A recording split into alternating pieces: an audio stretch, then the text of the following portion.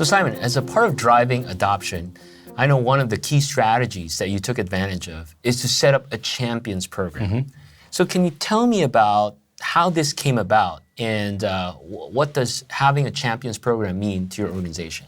Okay, so how our Champions Network came about was we had actually previously rolled out a document management system about 8 years prior to launching Office 365.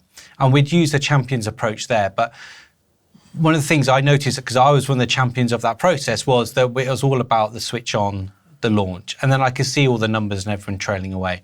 But I knew from looking at the fast track material, another advice, that a champions network is so super important in not only getting people to adopt the technology, but to stay engaged and retained with the technology, that I felt we should do it again and put more emphasis on the longevity phase by keeping the champions involved, providing them with bite-sized training materials, giving them little nuggets of information, allowing them to participate and ask me anything.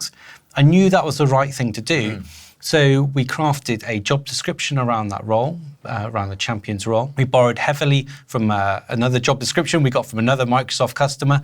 And we took that and we looked for the right people to volunteer to be a champion, because that's really, really important. If you tell someone to be a champion, they'll just follow it until the full stop and they're done.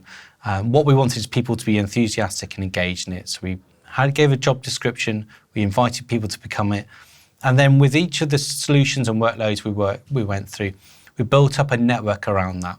We just finished rolling out our team site collaboration in the form of project sites. We built a whole network of 400 champions associated with that across the world. As those guys would trail off, as their investment levels maybe change, their priorities or business change and demand changes, we say it's okay for those guys to drift away. As long as we retain a core, because we know we're going to launch another solution down the line, we will then build up another network of people and then collapse those down and run them through.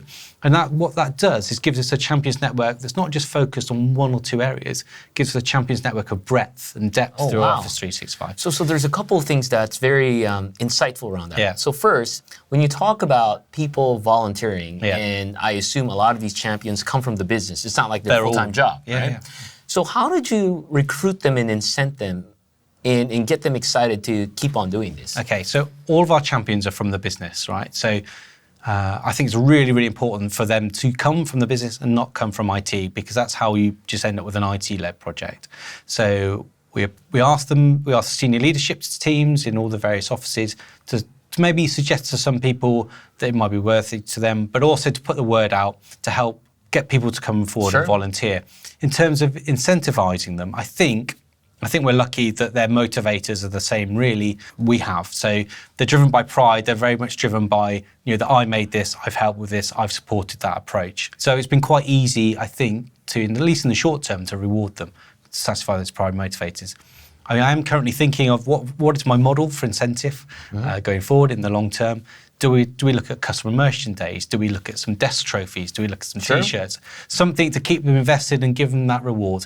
But I want to ask my champions network, which I will do through Yammer, how they feel they should be rewarded.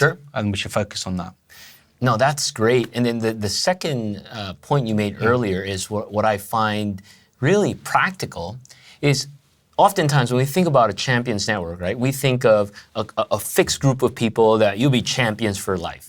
But to your point, these are business people. That's not their full-time job. And it's understandable, roles change, priorities change, personal lives change, that, in terms of time and resources, they may not have one.